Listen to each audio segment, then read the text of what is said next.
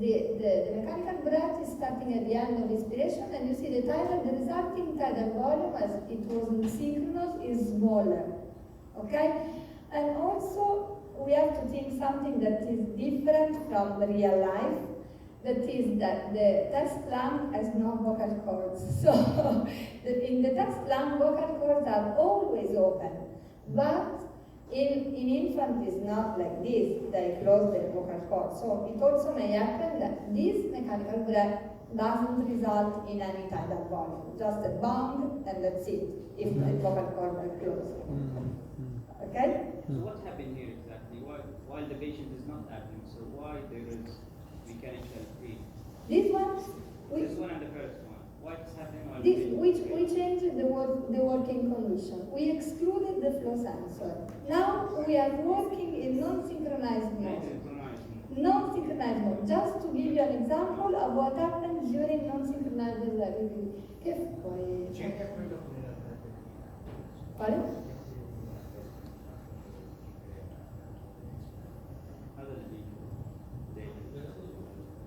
Ecco questo. Aiuto. Ok. Very good. What's happening here? Again, non-synchronization. Però qui, this is the opposite. You see, this is a mechanical breath.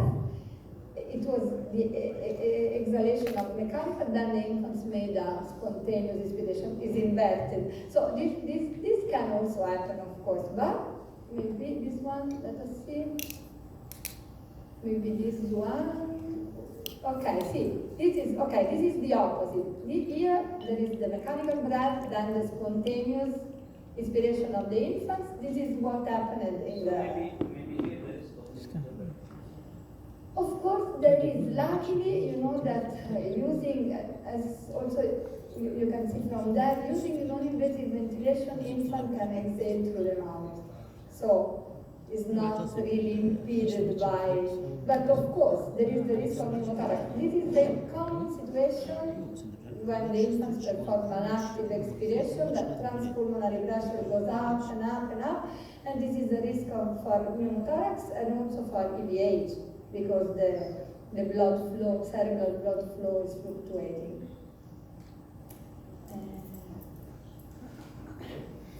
Okay?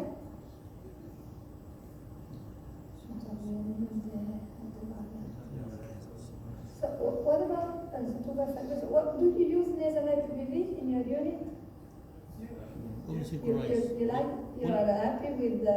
Only synchronized, we don't have an IPPV. Not synchronized. Only synchronized, so using only synchronized. Only synchronized. And how do you synchronize? With the Grasby capsule?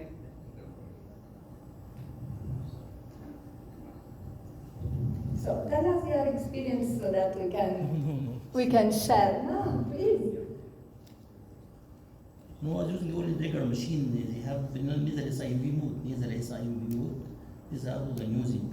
There is sensor like you are doing only sensor. The sensor, but is a pressure sensor? Only, Is not a flow sensor. Flow sensor, no pressure, flow sensor only. La drega c'è un flow sensor. Only For flow non-invasive. sensor. Yeah, For non-invasive ventilation. Just And use does it work? nasal SIMV. It's working very well. It works very well. It works very well, so you are very happy with that. And do you use this mode from the beginning of, let's say, from the arrival? No, I'm usually using nasal CPAP first. CPAP Nasal first. CPAP first is our primary nasal CPAP. If failed, we'll start with the first nasal SIMV before going to intubation. And usually most of babies doesn't need ventilator later on, maintain the nasal SIMV. So what, for example, for the tiniest infants, let's say 24, 25 weeks, you didn't start with nasal IPPV? No, only intubate such cases. No, You intubate. intubate them. If they are good breathers in the delivery Yeah, room. yes, sure. You should try, because it's Yes, we have problem in the order because we don't have this nasal CPAP transported from the nasal from the delivery room to our unit. Unfortunately, we don't have this transport nasal CPAP.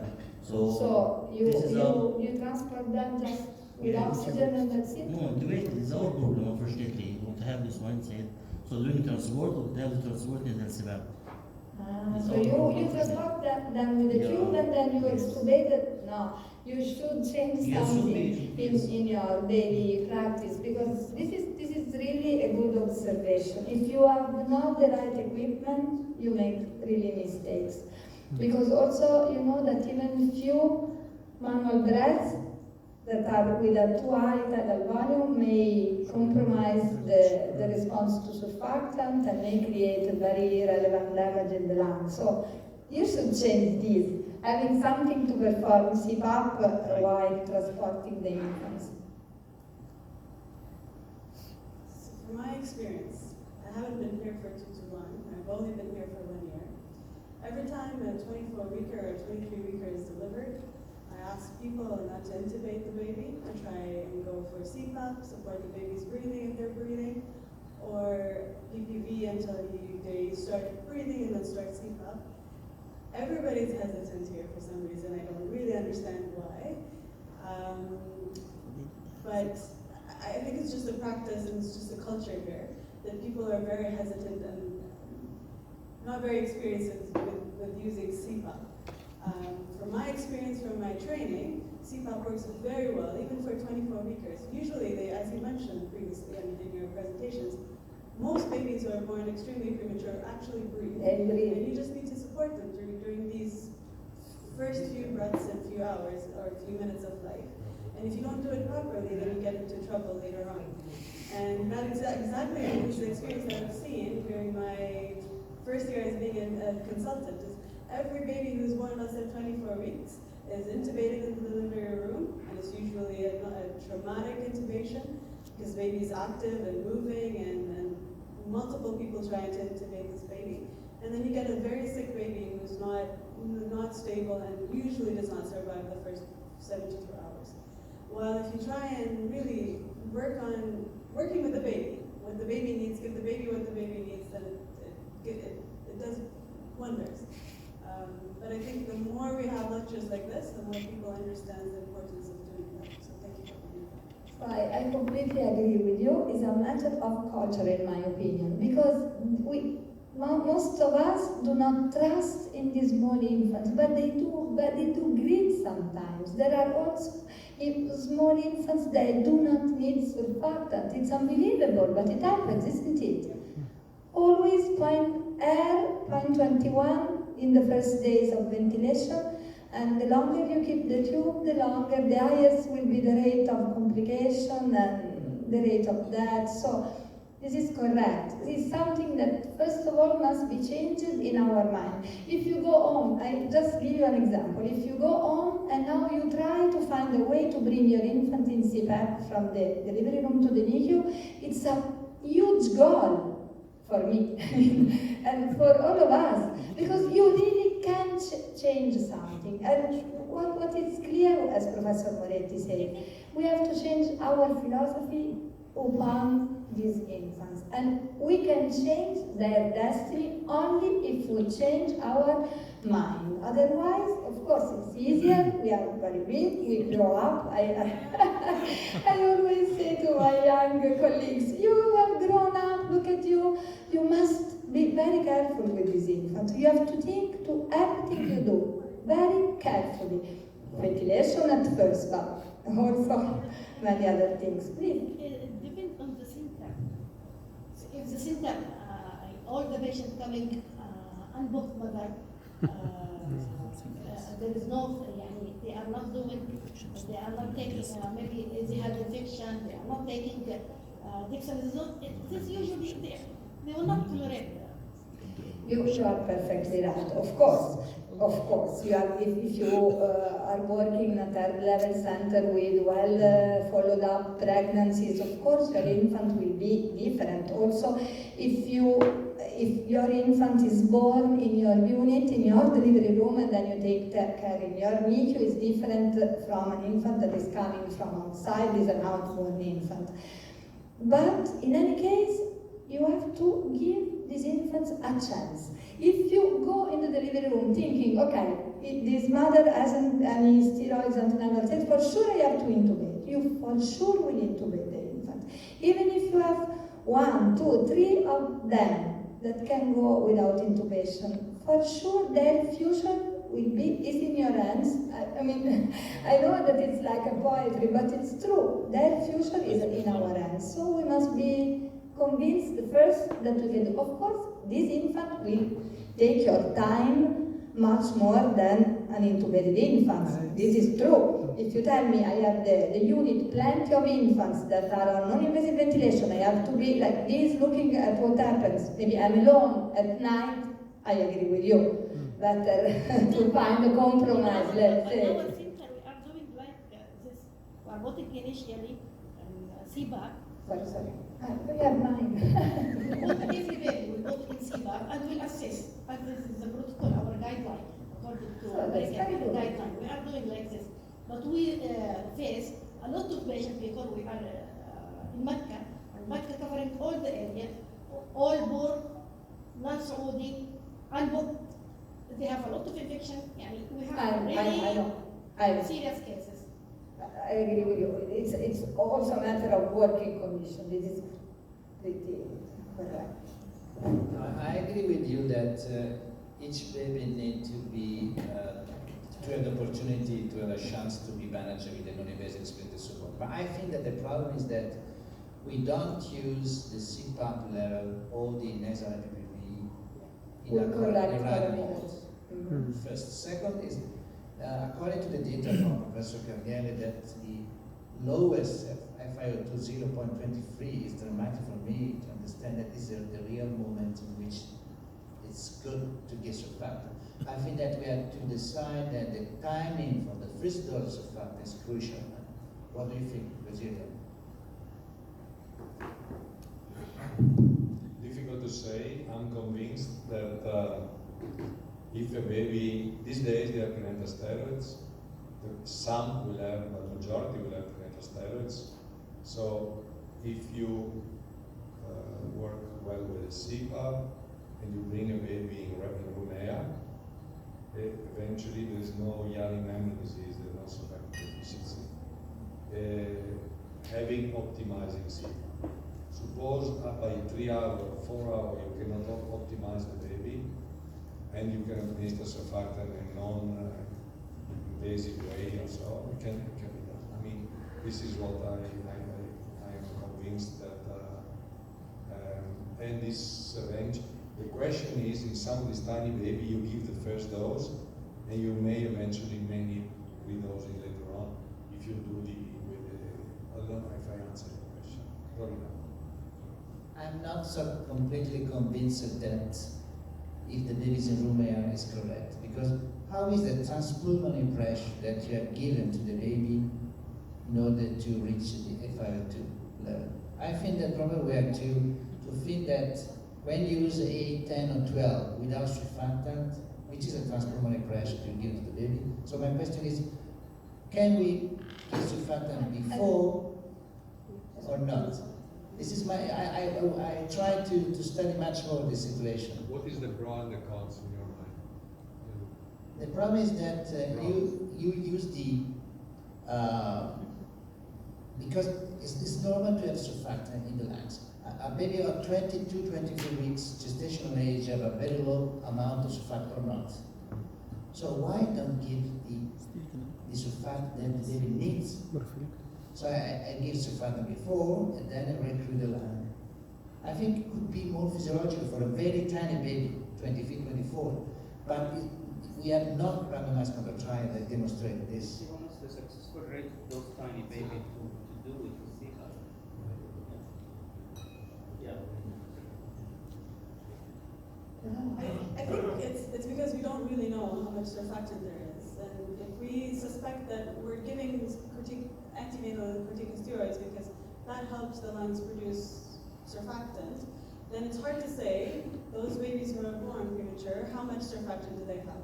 So until you give them a chance, until you put them on CPAP, you won't really know, first. Second of all, now people we understand that intubation of those babies without giving them pre-medication causes more harm than benefit. So maybe stabilizing them in the first hour or two, where you get better inflation of the lungs, you get a more stable baby, where you get to give them pre-medications, put them in an ideal situation where you can actually intubate and succeed on intubation maybe from the first trial or second trial, rather than failing 4 times, 5 times, and then intubating this baby, might put this baby in a better place. I'm not saying that you're not going to need to intubate this baby and give them surfactant, but just in the transition period, and intubating an extremely premature baby in a delivery room is less than ideal. And maybe putting yourself in a better situation where you have better support, a better More scenario, stable, let's say. a more stable baby might be better for your baby. And also, just to support what Luca was saying, there are some animal studies that show that in let's say, preterm animals that are treated with higher CPAP and less surfactant as pulmonary mechanics that not as good as infants who receive less pressure and surfactant. So there is something is coming out, Yes. because what changed really in the last year is that all of us, we are using higher pressure, and for sure by using higher pressure you decrease the need for surfactant. You do not reach the FiO2 threshold, let's say. But this must see in terms of long-term outcomes. So, of course, there is always a balance between Yes, choices. there is a paper published by Paul Glaze, Stuart Cooper, on preterm animals that demonstrated that given surfactant before, then sustained inflation, then PPB versus PPB, then surfactant, there is an improvement of the lung compliance, oxygenation needed, and brain damage. They reduce given surfactant before. So the surfactant amount, I don't know which is the normal amount of surfactant, 22, 23, but from embryological point of view, I think that probably for very lowest gestational age could be better to give surfactant as prophylaxis. We have to demonstrate. I don't know. But in any case, at the lowest gestational age, very few infants do To not make receive things more surfactant. complicated, Definitely in, inside. in animal models, there's no chorioamnionitis, nearly in all animal models, and 30–40% of the very breathing baby have some degree of lung inflammation. So you can never tell. It's difficult to translate animal studies into human tissue. Small comment, please.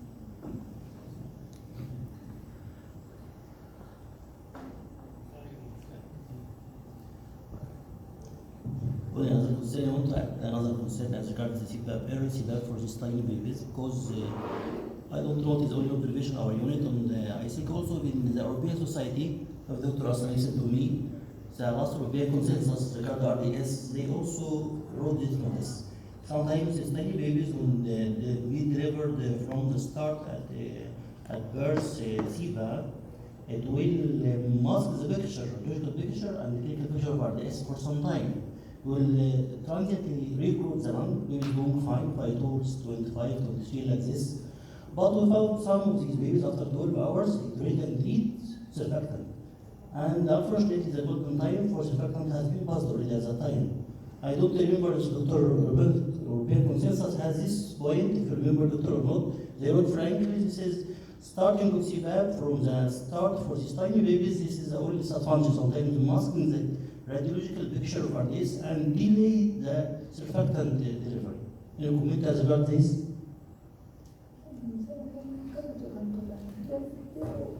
You have said, maybe I didn't understand. So you say that it's better to start with CPAP and delay surfactant administration? No, it is not very clear to me. No, I am telling this so frankly, the European Consensus is one of disadvantages of starting only CPAP without surfactant in these tiny babies, because it delays surfactant delivery. Because baby was maintained for some time, Okay, was so working you- for a bit, you- and he need to give surfactant after 12 hours.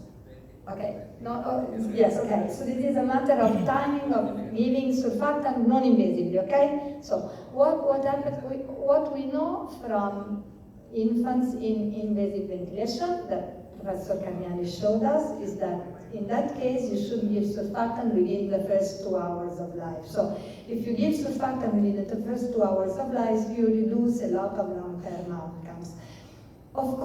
if you start with non-invasive ventilation, you wait a little bit more. It's not a prophylactic surfactant. There are some authors that try to find a compromise between these two things, that is FiO2 need and hours of life. There are some studies in which they follow the protocol that was giving the surfactant also within a certain time. In my opinion, the lowest the threshold you decide for giving surfactant, the earlier you give the surfactant. So again, it's a compromise. If you choose 0.3, if you choose 0.23, I think that you give surfactant to all. And our general director would say, no, you're spending too much money, so I don't know. But if you find, let's say, something with just clinical, as an example, Silverman score, or something with a low threshold of FiO2, you can start giving early. But again, there is something, I don't know if it's the same in your units, but for example, in our unit, we say, okay, we give surfactant when the threshold is 0.3. Then we have to take off surfactant from the fridge, we have to prepare for intubation, nurses are doing something else, and you give surfactant 1 hour later, because something happened in the meanwhile. So, this ideal condition of working and the real conditions of working. So you must be very organized. But if you set your threshold, 0.3, I think it's okay.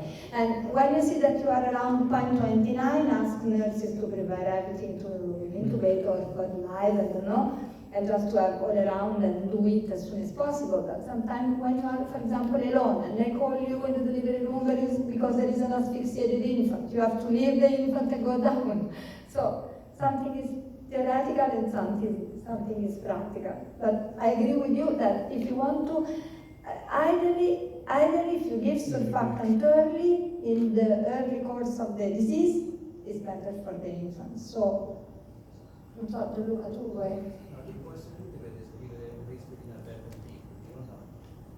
Ma qui per il bambino, come capito cosa succede? Dobbiamo invertire. Sì. No.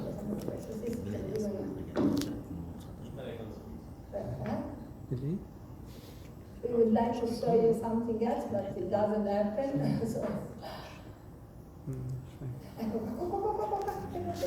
Okay, this is okay. This is what normally can happen is this. This is a risk of. What happens? Yeah. And look at the flow. This is perfect. This is a wonderful example because we can say something even with the flow. What's happening here?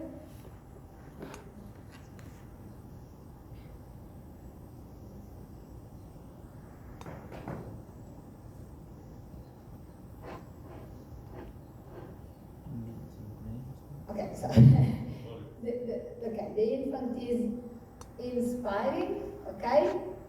The PIP goes down, the CPAP level goes down, is expiring, and here a mechanical breath occurred at the end of expiration, okay? So, look at the flow. This is what we know about flow signal. This is inspiratory flow, okay? This one, the peak flow is at the middle of inspiration, then expiratory flow. The peak flow is at about 1/3 of expiration, then the lung empties.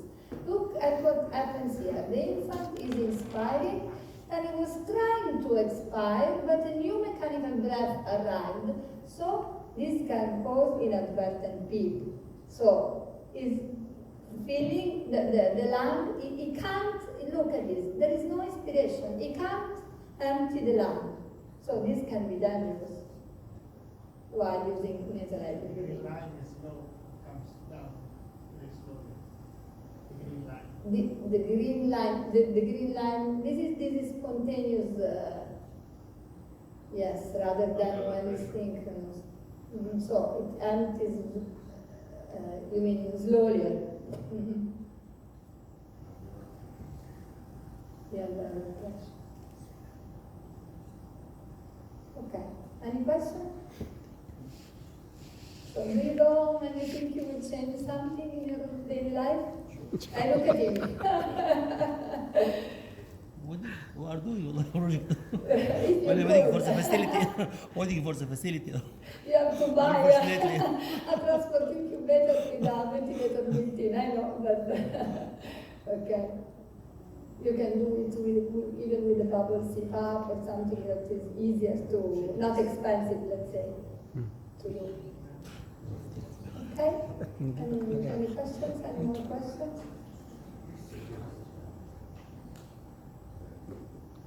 No? So, yeah. Double? Yeah. So, thank you very much for being here. And, sì, Professor Moretti will see you. Okay, I hope that was very useful for you, this course today. I hope that you enjoyed, that we gave you suggestions that could change something in your practical life in the unit. So, in any case, I want to thank you all of you, because we spent together a lot of time. So I really hope that you come back home happy and satisfied. Thank you very much. Thanks.